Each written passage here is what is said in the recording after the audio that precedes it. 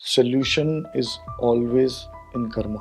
लेकिन हमारी बॉडी में जो नकारात्मक ऊर्जाएं हैं या हमारे आसपास जो एनर्जी सिस्टम है उससे हमारे कर्मों पे बहुत प्रभाव पड़ता है। या पैरानॉर्मल शक्तियां होती हैं वो केवल उन लोगों को ज़्यादा इम्पैक्ट करती हैं जो कमज़ोर होते हैं मन से।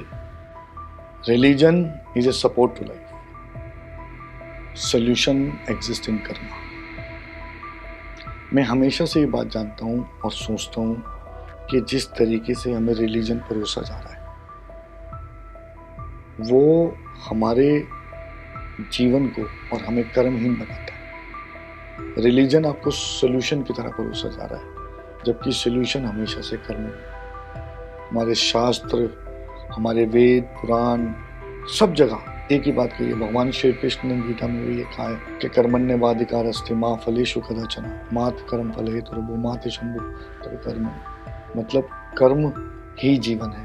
दोस्तों, मेरा नाम है गुंजन मेहरा और मैं एनबीटी लाइफ में आपके साथ आज फिर हाजिर हूँ एक नए टॉपिक, कुछ नई बातों के साथ। मुझे आशा है कि मैं आप तक वो ज्ञान और वो बातें पहुँचाऊँ जो आपके जीवन की सपोर्ट करें।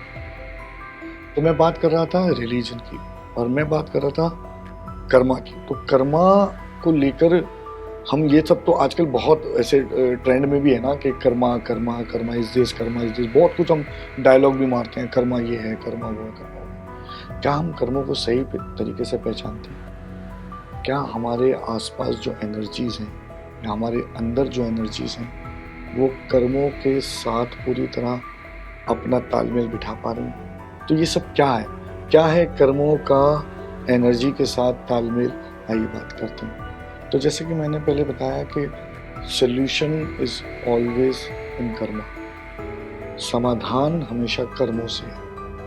आप अगर ये सोचते हैं कि रिलीजन आपको सोल्यूशन के रूप में मिल गया, आप घर बैठ गए और अशांति से बैठे हैं, भाई मैंने तो पूजा कर ली, मैं तो भगवान का नाम ले लिया, अब मुझे कुछ करने की जरूरत नहीं। अगर आप ईश्वर का नाम ले रहे हैं, अगर आप पूजा पाठ कर रहे हैं, अगर आप कोई साधना कर रहे हैं, तो वो ये इंश्योर करती है कि इसके बाद आप जो भी कर्म करेंगे उसका अच्छा फल आएगा, अगर आपकी इंटेंशंस और बिलीफ सिस्टम ठीक है।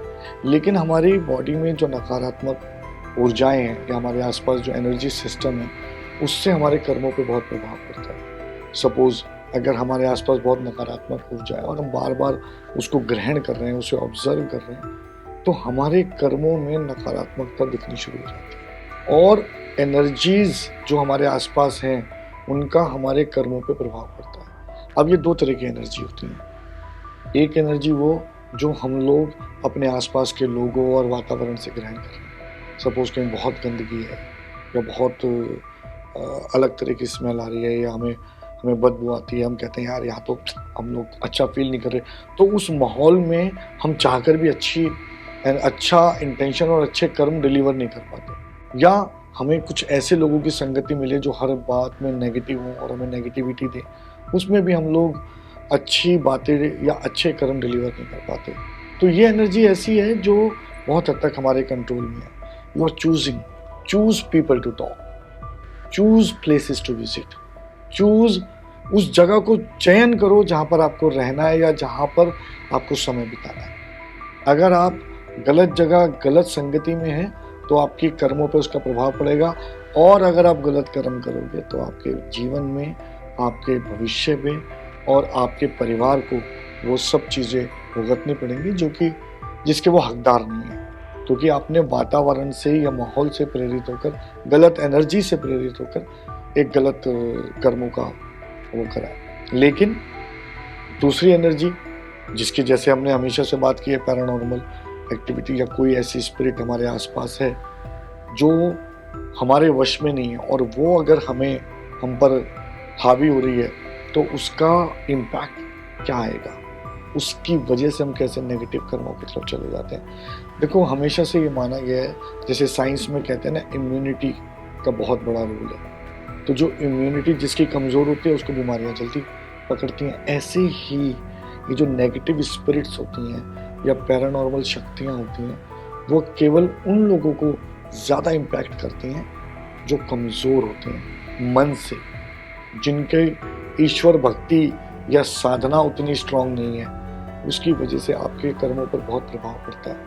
आपका मन, आपके संयम, आपके सेंसेस बार बार आपको इस बात का अंदेशा देते हैं कि कुछ गलत है जो आप ना चाहते हुए भी कर रहे हो। तो उस समय यदि आप मेडिटेशन या साधना या किसी भी और अच्छी यानी सात्विक प्रवृत्ति से ईश्वर की भक्ति करें और अपने आप को, अपने मन को नियंत्रित करें, तो ये भी एक रास्ता है उस पैरानॉर्मल स्पिरिट को अपने पे हावी ना होने देने का। क्यों हम कहते हैं हनुमान चालीसा पढ़ लो, क्यों हम कहते हैं कोई और पूजा पाठ के या कोई मंत्र को पढ़ लो?